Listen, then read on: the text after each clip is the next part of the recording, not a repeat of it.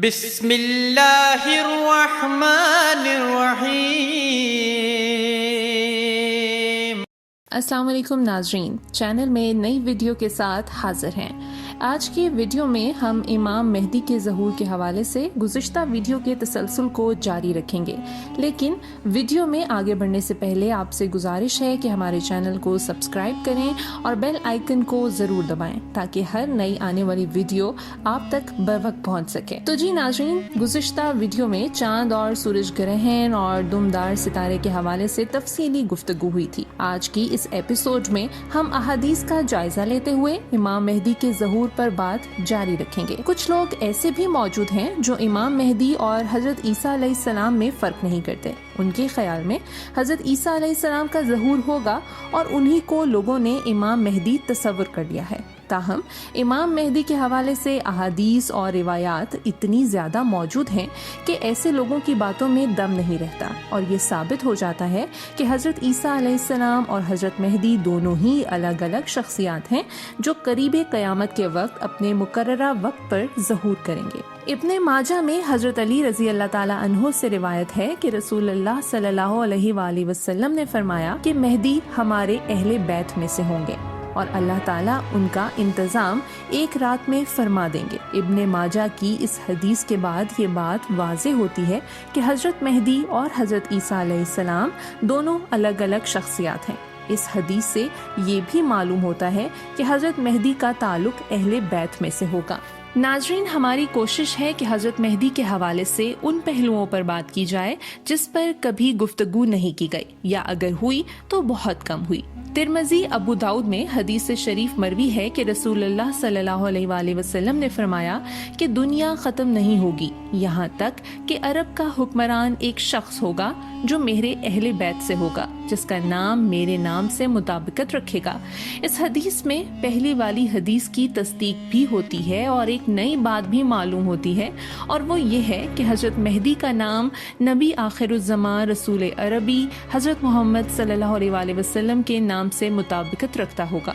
قوموں کی رہنمائی فرمانے والوں نے اپنی قوموں کو عالم فانی کے اختتام کی خبریں بتائی ہیں، مگر رحمت عالم صلی اللہ علیہ وآلہ وسلم نے عالم فانی کے اس فیصلہ کن موڑ کو جس صاف وضاحت اور روشن مثالوں سے بیان فرمایا، اس طرح سے کوئی بتانے والا نہیں بتا سکا۔ اللہ تعالیٰ کے علاوہ کوئی نہیں جانتا کہ کل کیا ہوگا، لیکن اللہ کی طرف سے خبروں کو نشر فرماتے ہوئے محسن کائنات صلی اللہ علیہ وآلہ وسلم نے جو فرما دیا وہ ضرور ہو کر رہے گا۔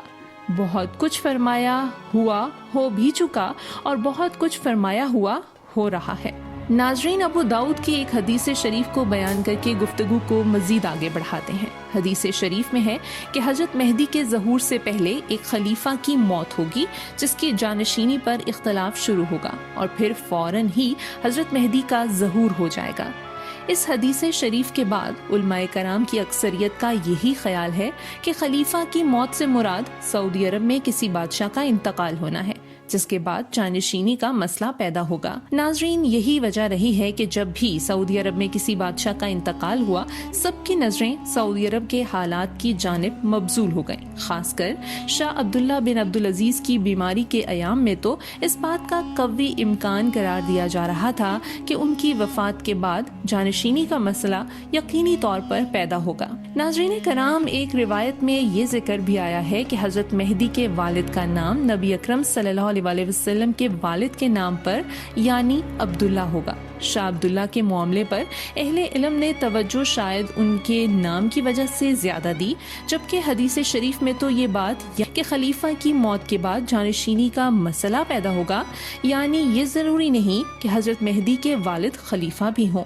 شاہ عبداللہ کے سعودی فرما روا بنتے ہی ان کی اولاد پر بھی تحقیق شروع ہو گئی کہ ہو نہ ہو ان کی اولاد میں سے ہی کوئی حضرت مہدی کے طور پر ظہور کرے گا۔ ہاں، یہ ضرور ممکن تھا کہ ان کی وفات کے بعد خلافت کا مسئلہ کھڑا ہوتا، جس کا اختتام حضرت مہدی کے خلافت کی صورت میں نکلتا، لیکن شاہ عبداللہ کی وفات 2015 کو ہو گئی تھی اور جانشینی کا معاملہ بھی خوش اسلوبی سے نمٹا لیا گیا۔